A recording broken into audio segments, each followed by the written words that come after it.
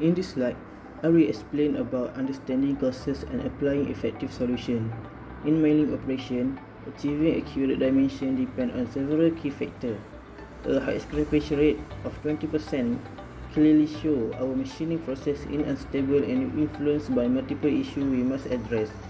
Let's focus on 5 key areas that require immediate improvement. 1. Cutting parameter issues. We must optimize RPM, feed rate, and depth of cut. These parameters are the basic of our work accuracy. 2. Tool selection and tool condition. We need to evaluate the cutter condition, especially the fluid count, the level of tool wear and run out. 3. Work holding and machine stability. Physical stability is critical. This includes checking vice alignment, the effectiveness of clamping, and reducing machine vibration. 4. Measurement and zero setting errors. We must eliminate human error in setup and misreading. Ensure all measuring tools are properly calibrated. 5. Process drift and inadequate inspection. This issue related to change over time, such as tool wear and thermal inspection. Therefore, more frequent and thorough inspection must be implemented throughout the process.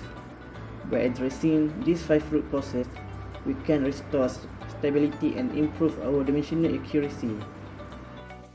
Hello, Assalamualaikum. In this slide, I will talk about the root causes and why scrap occurs.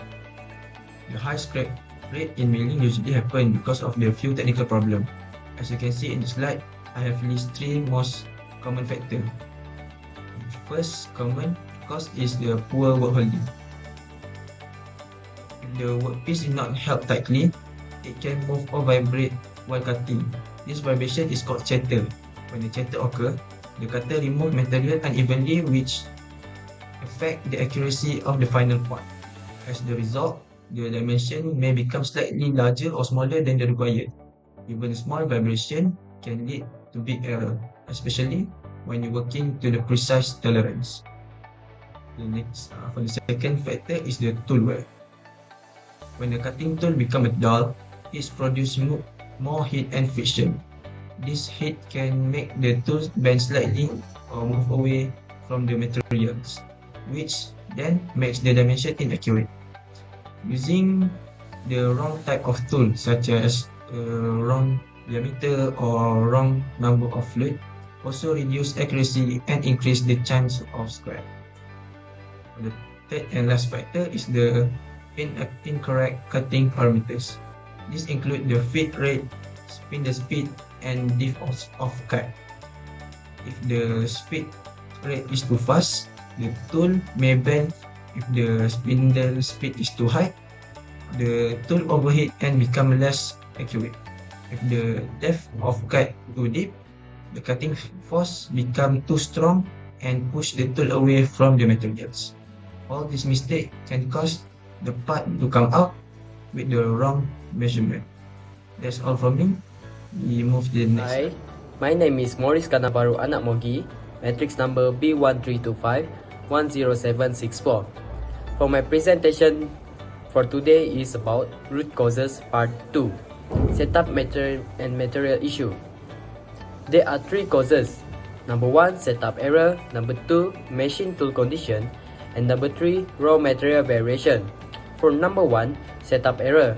The workpiece may not be seated flat. Poor squaring, wrong tool offset or tool length enter. For number 2, machine tool condition. Machine instability or improper leveling. And also thermal deformation due to heat build-up. For number 3, the material may not perfectly flat or uneven thickness. The material bend and even have poor surface finish. That's all from me. Thank you. Hi, Assalamualaikum warahmatullahi wabarakatuh. So moving on to the next slide is solution and techniques.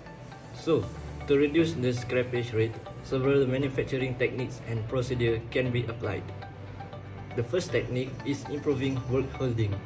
This can be done by using a proper vise, tightening the workpiece correctly, and adding support blocks or parallel to ensure stability. Reducing vibration greatly improves dimensional accuracy. The second solution is to manage tool condition. operators must check the tool regularly, replace worn tool, and select the right geometry and fluid number of the material. A sharp and proper tool reduces heat, deflection, and cutting error. Next, we must use correct cutting parameters. This means selecting suitable spindle, feed speed, feed rate, and depth of cut based on the material and tool type. Using recommended machining data helps prevent tool deflection and thermal expansion. Another technique is improving the setup process. Using a dial test indicator helps ensure the vise and workpiece are aligned perfectly. Using an edge finder ensures accurate positioning before machining. Rechecking the tool offset before starting production also reduces errors. Finally, applying in-process inspection is very useful. By checking the first part produced, operators can detect any deviation early and adjust the setting before continuing. This helps prevent repeated error in the next part. So that's all from me. Thank you. So, the conclusion, to make this easier to understand, let's look at simple example. During a milling session, a group of students had to produce 15 identical aluminium parts. However, they found that 3 parts were out of tolerance. After some investigation, they discovered 2 issues. The end wheel was worn out. The feed rate was used too high.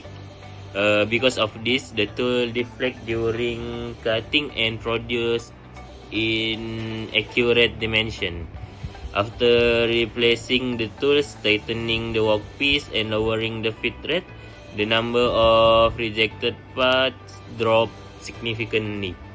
In conclusion, the high scrappage rate in milling is mostly caused by poor clamping, tools wear, inaccurate parameter, setup error, and material variation. By applying proper machining techniques such as stable clamping, tool maintenance, correct machining data, good setup practice, and in-process inspection, the accuracy of the parts can be greatly improved. This helps you reduce scrap, save time, and increase productivity in the workshop. That's all. Thank you.